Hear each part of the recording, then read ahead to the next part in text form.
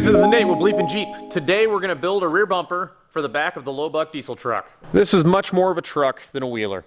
That's kind of what the concept has been. I already have a wheeler. The wheeler is great, but it doesn't do truck stuff. So the truck needs to be able to do truck stuff. That being said, I don't like truck looking bumpers. I don't like a bumper that goes way out here so you have a really humongous step. We're going to have a step, but it's going to be streamlined. We're going to try to still keep it as wheeler looking as possible and as high and tight as possible to make it functional, to have our best possible departure angle. So it's kind of hard to build it for everything. We're going to make some little sacrifices here and there, but we are going to definitely make sure it can do truck stuff. It's going to have a hitch for that. Even though hitches get caught on stumps and rocks and whatnot, it has to be able to do truck stuff. So we're going to incorporate the hitch. We're going to incorporate a step. We're just going to make it slim, and then we're also going to incorporate some pretty gnarly carabiners in the back so we can pull people out of deep mud. If we look close, we can see exactly where I trimmed away this cross member, so we can mount a plate flat on the side of this frame. So what we're going to do is we're going to measure, and then we're going to cut a chunk out of this 1/4x4 plate and trim it all up to where it's going to fit in there and clear everything, and use some of these existing bolt holes. I assume that there was some sort of a bracket that probably went around that weird hunk of cross member and then mounted to the old bumper. This didn't come with any such bracket, but we're going to utilize those holes the best we can.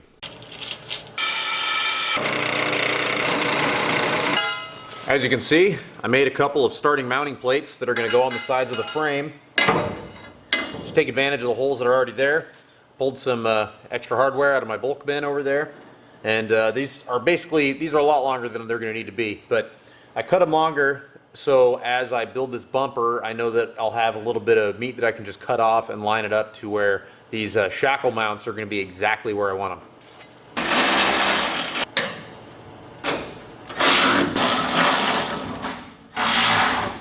I've been playing around with all these different pieces and components to figure out a game plan, and I think I came up with something.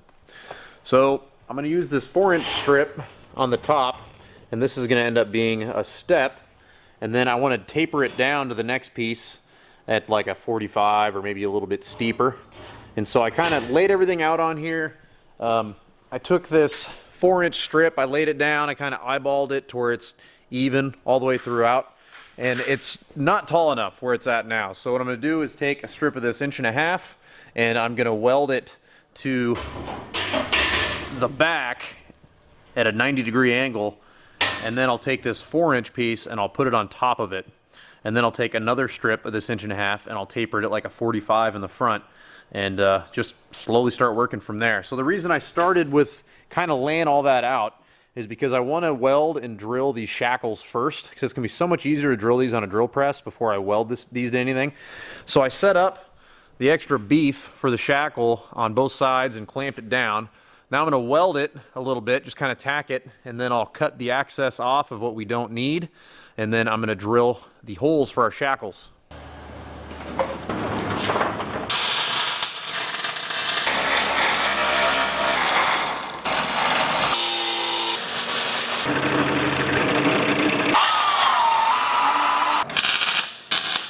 So, as you can see, I've got this 4-inch material just kind of laid across the top. You can see the process that I used here, right? There's a reason that I wanted to use these mounts first, because it's something that I can build off of. I built the front bumper in the exact same manner. So, if we remove this, you can see how I'm holding everything up. There's a rim, it's 1.5 inches by 3/16 rim on the back. Then there's 1.5 inches by 3/16 rim on the front. And then I use these as just something to help keep everything stationary. It's something that it's not super necessary, but with some tack welds and stuff, it'll help keep things in place as I fabricate all of this. So the next step, as it were, is going to be to make this step. I want it to taper over to the edge of the rear fender, so I need to figure that out. I need to decide what I think looks good and decide what shape I want, because once I figure that out, I can actually trim the material down in the way that I want it, and then I can start drilling my holes and putting the dimple dies in for the step itself. As you can see, the step has been cut out. I like the overall taper. I think that's simple, and I think it looks decent. Now, I've spent quite a while over here trying to design some kind of a grid for how I'm going to drill and place these dimple dies. So I'm using a 1/2 inch dimple die. It's the smallest one I got, and I'm going to invert them to where it's going to dimple out, and that will give us a little bit of traction whenever we step on this with muddy boots or anything else.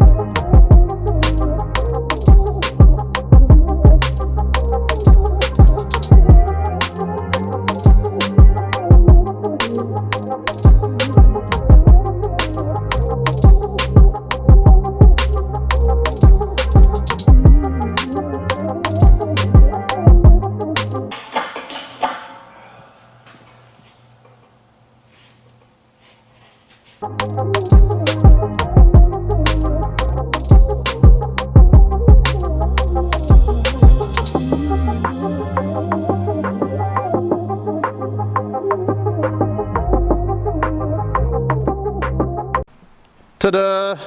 All done. Not with the bumper, but with the dimples. And if you look close, you'll see that it's ready to be welded on. This was a lot of work.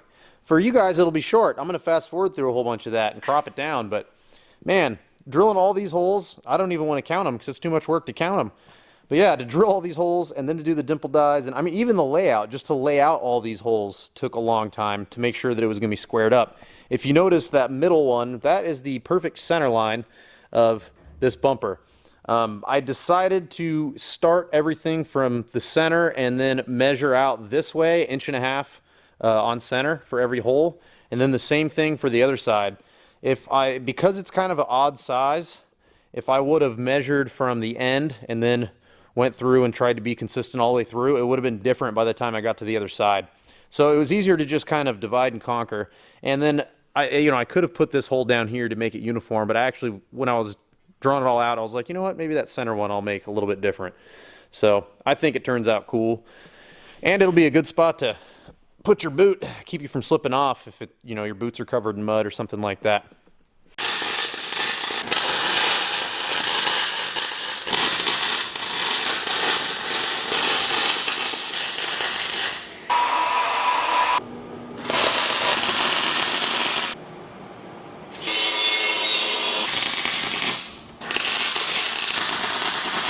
So when I build bumpers and stuff, I use a lot of 1/8 inch. Whenever you use 1/8 inch and you build it in the correct shapes, you can make a really strong bumper out of 1/8 inch. And then I'll use 3/16 in some spots.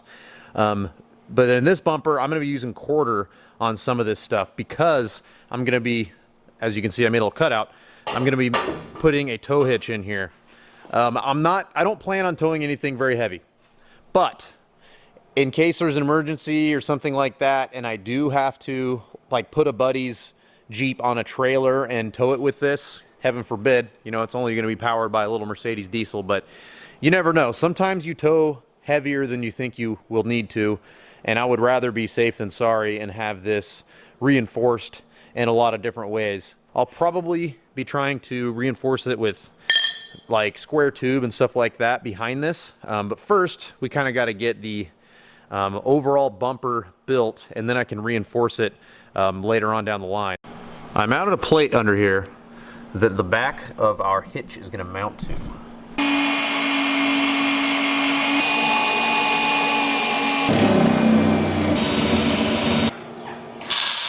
I've got this welded on here pretty snug onto our center plate, and then I ran a couple of beads, one there, just to kind of give this some overall rigidity as we continue along this project. I think the next step is going to be doing something here, something that's going to kind of match the front bumper, and then I do want to turn the corner and at least have, for aesthetics, put something on the corner here just to make it look like it doesn't just, I just don't want it to stop right there. I don't think that'll look very good. There's a part of me for sure that wants to like armor this all the way down, but God, I just feel like that's too much for this truck. I think it'll look a little gaudy to have armor that goes all the way down.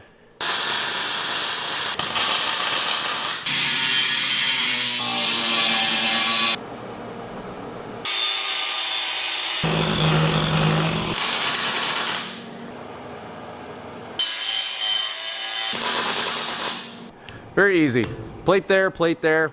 I'm gonna put something on the bottom to shore this up and make it really firm.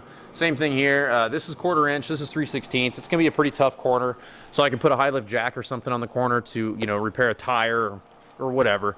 I'm not gonna put anything over that. I think it'll look a little bit gaudy to have something covering that whole corner. And in all honesty, if I do bash that corner in, this is just a single sheet of steel. It'd be real easy to get a hammer behind it and straighten it back out. But again, what's the point? I mean, look at this truck. It's not it's kind of haggard anyway, and it's not a wheeler at the end of the day. So I think that this is a lot more protection than a factory bumper would give it, and it'll, like I said, provide a good point for a high lift jack. The next step is I'm just slowly but surely stitch welding these really long welds.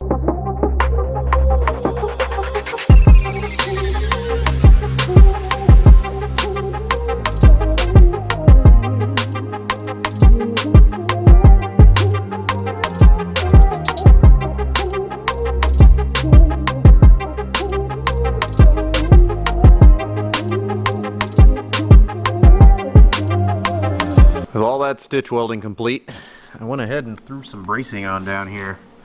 You can kind of see what I was talking about, triangulating it a little bit. So if there's any side load or sideways tension when I'm trying to pull out somebody heavy with this, this has been braced all the way to the center and back over to that side. So hopefully this will add a little bit of strength, and then obviously I'm looking to add strength for the hitch itself, you know, side to side. This is all, a lot of this is 1/4 inch and stuff anyway, so this is a little bit overkill, but I don't mind putting overkill into stuff like this. I think it's pretty important.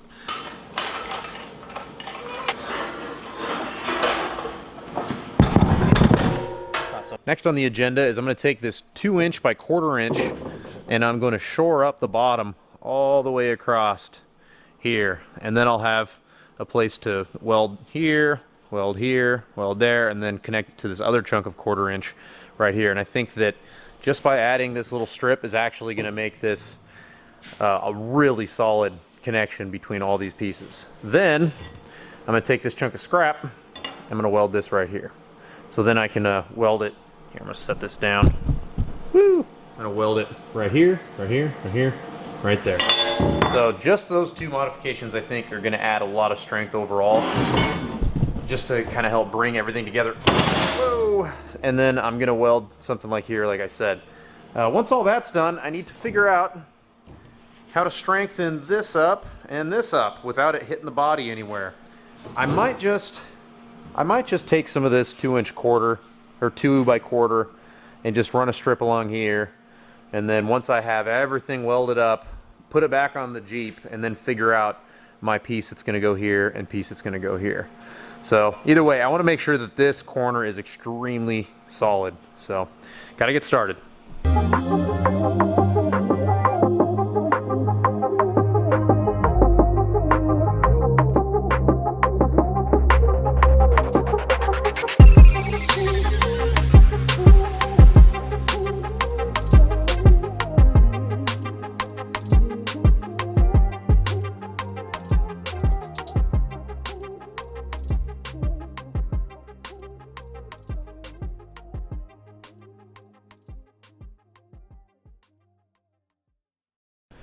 Check it out. Got the rough grind done. All the welding is completed. I added all the gussets and stuff that I wanted to add in some of these different areas that I thought would add some strength. I added 4 more bolts, so it'll be a total of 10 grade 8 bolts anchoring it to the Jeep. Some different gusseting and stuff here and there that I thought would add some strength and rigidity. And now I'm really looking forward to this next part. We get to do our final fitment. All of the exterior fab work is done on the J10 pickup truck. If you've been following the series, you know I've been putting a whole lot of work into this to get all of this exterior fab work done. So front bumper, sliders, headache rack, and now a rear bumper. Pretty basic on the outside. I think that it matches the truck really well. I didn't want anything that was too crazy.